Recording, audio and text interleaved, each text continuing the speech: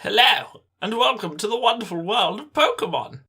My name is Professor Oak, creator of the Pokédex. I would like to take some time today to answer some frequently asked questions about the Pokédex. What is the Pokédex? The Pokédex is a project that I started over 20 years ago to catalogue all the native Pokémon in my home region of Kanto.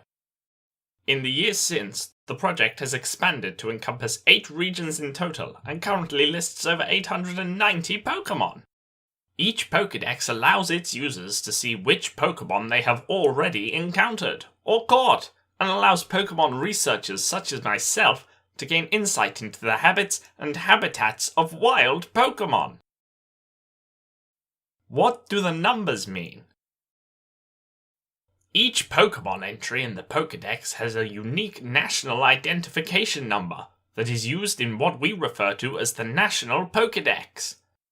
Whilst each region has its own unique Pokédex which covers only the Pokémon found in that region, the National Dex is operational across borders and allows Pokémon researchers to refer to the same Pokémon without having to worry about languages or local names.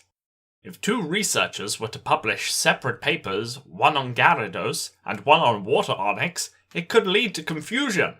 But if both publish a paper on Pokémon 130, we all know they are talking about the same Pokémon. Why don't Pokémon have Latin names? Latin, or binomial names, are unique identifiers given to all species of life on Earth. They are used internationally to prevent confusion between local names and languages. For Pokémon, Latin names are replaced by the number identifiers we mentioned earlier. There is a lot of debate still as to what the definition of a species is, and very few of them are applicable to Pokémon yet. Therefore, it would be irresponsible of me as a researcher to create and give Latin names to all 890 plus entries in the Pokédex. Are Pokédex entries the same thing as species? No. Whilst it is tempting to look at Pokémon and group them into species, the current means to define species rely on a combination of both physical and genetic characters to separate them. Currently, genetic information on Pokémon is incredibly limited, and we don't have enough information to make formal decisions on where species start and end amongst Pokémon. Instead, the Pokédex shows off as many possible forms of Pokémon as are known, including sexual dimorphisms and local variants of entries. Why does Pichu come after Pikachu in the National Dex? Many Pokémon have mature and immature forms that I and my collaborators became aware of after publishing an edition of the National Dex. Whilst regional Pokédexes may elect to group any Pokémon which are from the same lineage together, the National Dex maintains these separations so that the national identification numbers for each entry remain consistent over time.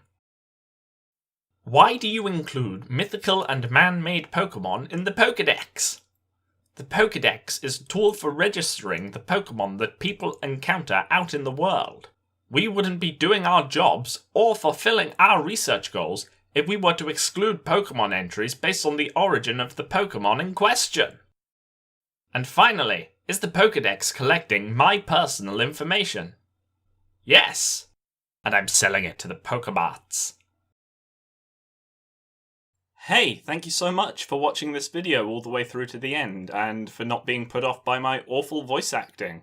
If you want to see anything more like this, involving biology and video games crossing over, let me know, either through leaving a like or a comment, or subscribing if you really want. Anyway, I've been Domain to Genus, and I will see you next time.